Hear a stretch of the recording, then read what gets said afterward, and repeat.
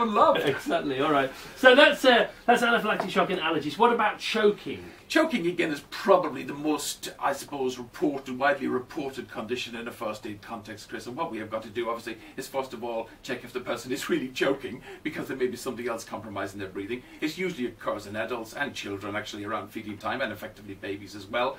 Your aim is to dislodge the object as quickly as possible. So stand alongside them, bend them over slightly, and hit them pretty hard between the shoulder blades. Because lots of the research actually says, Chris, for an adult treating another adult, when you deliver what we now describe as back blows, is that we don't deliver it with sufficient force, because what we're trying to achieve, of course, is vibration and compression in this chest area here, so that the object then becomes dislodged and shoots out. And of course, yes, as you and I have spoken about before, if the back blows don't work, then we have to resort to that most widely reported intervention, which is the Heimlich manoeuvre, now known as the abdominal thrust. Well, the interesting thing about that is, I would panic thinking, I don't know the Heimlich manoeuvre. You may not need it, just bend them over and hit them as hard as you can. Absolutely right. If you remember one thing with regards to choking, remember how to do back blows, and remember to do them with sufficient force. All right, okay, and you can apologise later. You can apologise later because the person is alive, and that's the ultimate outcome. And, let me thank you later. What about any other ways of clearing the windpipe? You know, delving down in there with your fingers? And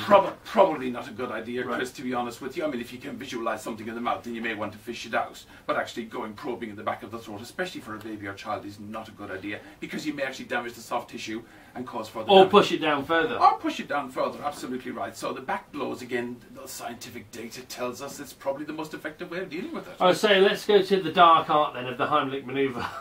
The dark art of the Heimlich manoeuvre is you actually stand behind the person, you make a fist, yes, you grasp it with your other hand, yes, like so, okay.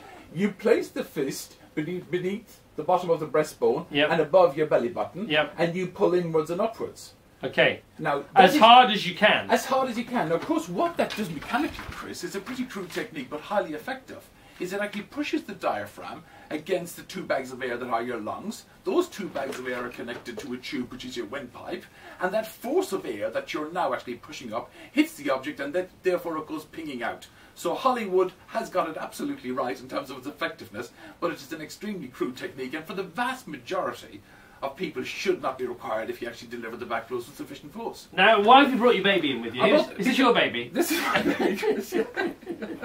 Yes, it is.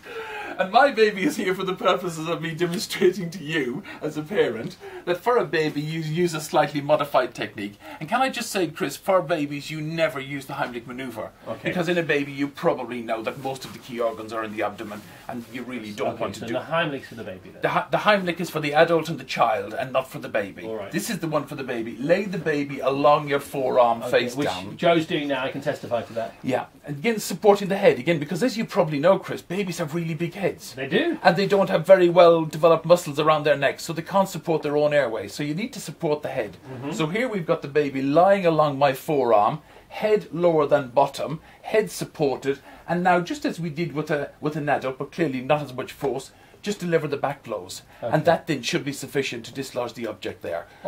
So again, you know, a very, very basic technique, and all of the data tells us that that will be effective. Now, I am ashamed that I've got two small children and one grown-up child, and I didn't know this. I'm ashamed of that. Yes, well, that's why I've given you a book in front of you as well, Chris, for babies and children, to remind you of it. I also thought maybe we give it to Vanessa, because I understand Vanessa has just become a grandma. Grandma, yes, yesterday. Okay. And of course we do run first aid courses in the Red Cross specifically for grandparents and carers of little people. All right, we'll double up on that. What are we doing tomorrow? What are we going to do tomorrow, Chris? We're going to do heart attack, cardiac arrest and unconsciousness. Oh, lovely.